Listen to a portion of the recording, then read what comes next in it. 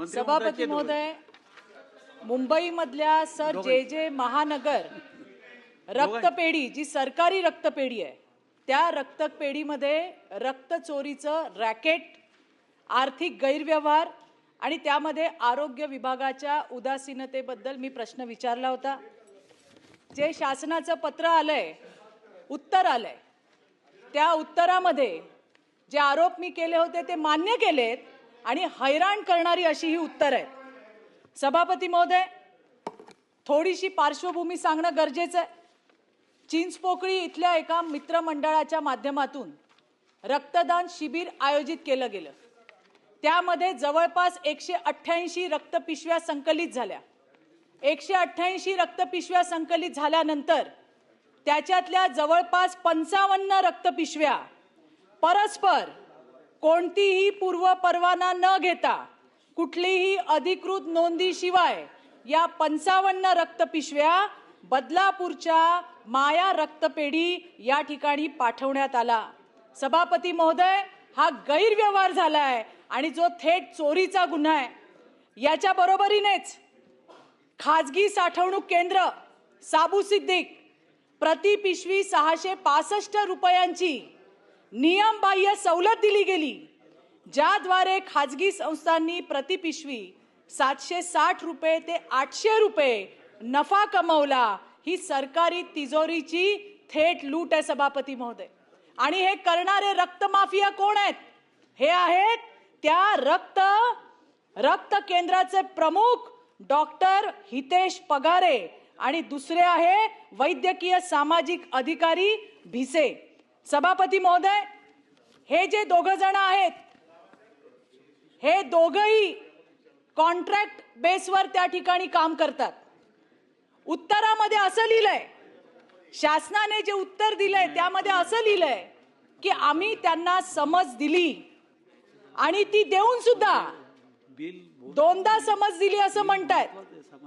आणि समज देऊन सुद्धा सभापती महोदय, हे जे कंत्राटी कामगार आहेत, जो रक्त केंद्र प्रमुख आहे, जो सामाजिक वैद्यकीय अधिकारी आहे, हे चोरी करत राहिले, हे पैशांचा गैरव्यवहार करत राहिले। मला असं म्हणायचंय, त्यांना शासनाने 55,000 रुपये दंड केला आणि सक्तीच्या रजेवर पाठवून दिलं। सक्तीच्या रजेवर असताना सुद्धा या डॉक्टर पगारेंनी वसई मधल्या एका खाजगी कंपनीला 2,37,000च्या फ्रीजरची नियमबाह्य मागणी नोंदवली। सभापती महोदय, सक्तीच्या रजेवर असतानाही रुग्णांच्या नावे आरक्षित रक्तपिशव्यांसाठी याचा हस्तक्षेप चालू होता। डॉक्टर पगारे याचं स्वतःचं खाजगी रक्त केंद्र आहे, ते माया रक्तपेढी या नावाने बदलापूरमध्ये चालतं। त्या ठिकाणी जे महानगरच्या सगळ्या शासकीय रक्त केंद्रातील कर्मचारी, माझ्याकडे फोटो आहेत तुम्हाला पाठवते, कन्झ्युमेबल गाडीचा वापर ते करत होते। त्याच्यावर इतके दिवस कारवाईच झाली नाही। प्रश्न हा आहे की शासनाने जे उत्तर दिलंय त्यामध्ये आम्ही त्यांना दोनदा समज दिली, आम्ही त्यांच्याकडनं 55,000 रुपयाचा दंड वसूल करतोय, ते काय आपले जावई लागतात? हा जो कॉन्ट्रॅक्ट आहे, या कॉन्ट्रॅक्टच्या ॲग्रीमेंटमध्ये काय लिहिलेलं आहे? मोठा क्लॉज आहे, मी शेवटच्या 2 ओळी वाचून दाखवते। If the contractual employee is guilty of personal insobriety, the said SBTC may terminate the contract without any notice. अशा वेळेला या कॉन्ट्रॅक्ट मध्ये जर लिहिलेलं आहे की कुठलीही पूर्वसूचना न देता ज्यांनी गैरव्यवहार केलाय, ज्यांनी सरकारी रक्त खाजगी रक्तपेढ्यांना त्या ठिकाणी विकलंय, पैशांचा अपहार केलाय, त्यांना आपण आणखीन किती मागणी आहे की यामध्ये डॉक्टर हितेश पगारे आणि वैद्यकीय सामाजिक अधिकारी भिसे यांच्यावर तात्काळ फौजदारी गुन्हा दाखल झाला पाहिजे। पैशांचा अपहार त्यांनी केलाय, सरकारी रक्त त्यांनी चोरलंय, त्याचे सगळे प्रूफ हे मी आपल्याकडे देते। त्यांनी लिहिलंय की कोणाची तक्रार नाहीये, माझ्याकडे पत्र आहे। कल्पना क्षीरसागर यांनी अनेक कर्मचाऱ्यांचा मानसिक छळ केल्याची तक्रार दिली होती, पण या अनागोंदीची तक्रार SBTC कडे केली पण दखल करण्यात आली नाही. हे ते पत्र आहे, आपल्याकडे सबमिट करते. सभापती महोदय, अत्यंत महत्वाचं, डोनर कार्ड जे दिले जातात, ज्या रक्ताच्या पिशव्या गुल करायच्या आहेत त्या डोनर कार्ड वरती बारकोडच नाहीये. त्याची सुद्धा कॉपी मी आपल्याला पाठवते. ह्या गुल करणाऱ्या पिशव्या सभापती महोदय, याच्यावरती बारकोड नाही. सभापती महोदय, या बघा, त्या जे महानगर रक्तपेढीच्या, नाही थोडस मला बोलावं लागेल, हे बारकोड असलेल्या रिसिप्ट मी तुम्हाला दाखवते. सभापती महोदय, पैसे मागितले जातात. मी राहते परळमध्ये, मी 26 वर्ष राहिली आहे, मला माहिती आहे तिथे काय अवस्था आहे. हॉस्पिटल्स मध्ये ज्या वेळेला दुर्धर आजारासाठी रक्त त्या ठिकाणी द्यायला पाहिजे, तर पैसे असतील तरच रक्त मिळेल अशी उर्मट उत्तरं दिली जातात.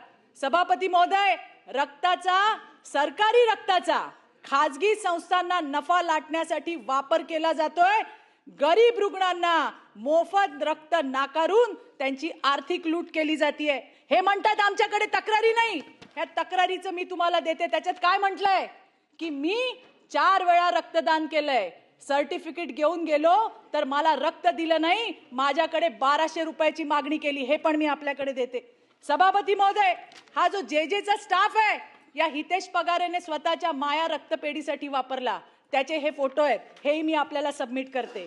त्याचबरोबरीने यातून जे मधून माया रक्तपेढीमध्ये ज्या रक्ताच्या पिशव्या नेण्यात आल्या त्याचे फोटो मी आपल्याकडे सबमिट करते. सभापती महोदय, गेली 10 वर्ष याचं ऑडिटच झालेलं नाहीये आणि त्याच्यामुळे ऑडिट न झाल्यामुळे या ठिकाणी या रक्त माफियांचं त्या ठिकाणी फावलेलं आहे. सभापती महोदय, रक्तपेढी, माझे प्रश्न, रक्तपेढी चालू झाल्यापासून आतापर्यंत खरेदी केलेल्या रक्तपिशव्या, वापरलेल्या रक्तपिशव्या, रुग्णांना जारी केलेल्या रक्तपिशव्या, नष्ट केलेल्या रक्तपिशव्या, याचं ऑडिट का अजूनपर्यंत करण्यात आलं नाही.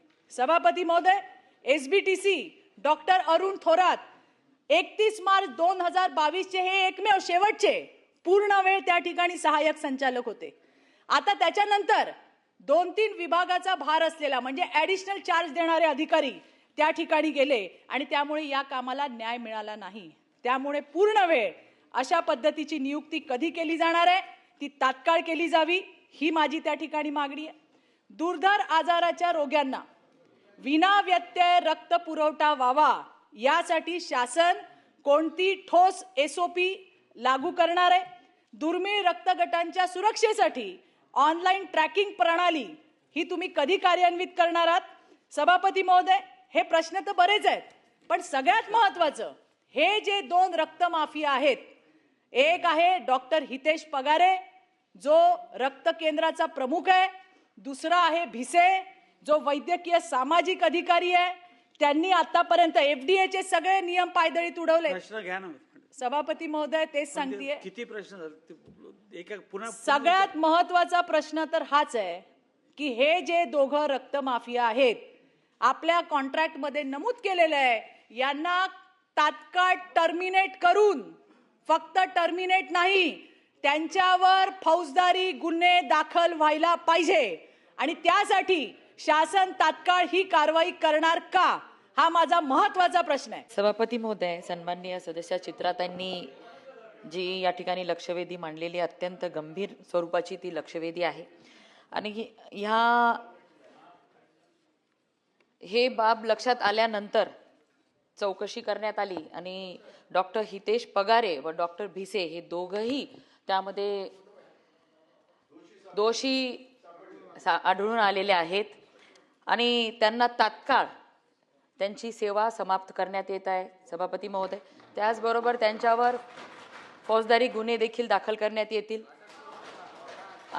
आणि चित्राताईंनी जे पूर्ण वेळ अधिकाऱ्याची या ठिकाणी नियुक्ती करण्याबाबत मागणी केलेली आहे, तर आपण सहाय्यक संचालक एक पद सुद्धा ह्या ब्लड बँकेसाठी आपण या ठिकाणी देणार आहोत अध्यक्ष महोदय. आणि यापुढे ट्रॅकिंग साठी सुद्धा आपण NACO FDA केंद्र शासनाच्या ज्या सूचना आहेत त्यानुसार एक SOP तयार करून कशा पद्धतीने ह्या ब्लड ज्या बॅग्स असतात त्याच्यावरती QR कोड देऊन कसं ट्रॅक करता येईल ह्याबाबत सुद्धा आपण कारवाई करणार आहोत. त्या ठिकाणी अधिकारी नाहीये.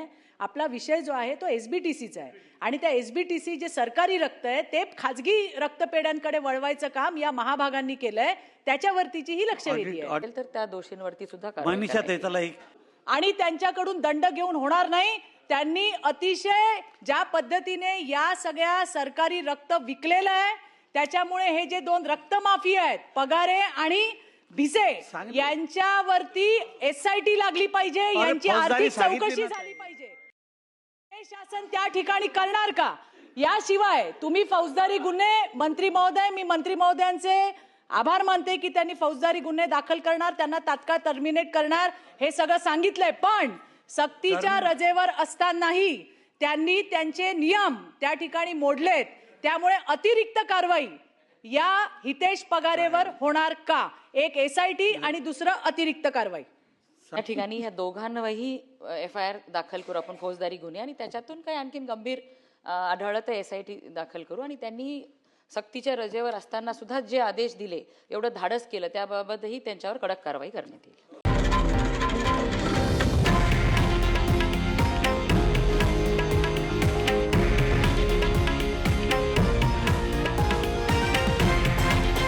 हे आहे देशातील नंबर 1 न्यूज नेटवर्क आणि आपण पाहत आहात TV9 मराठी, एकमेव.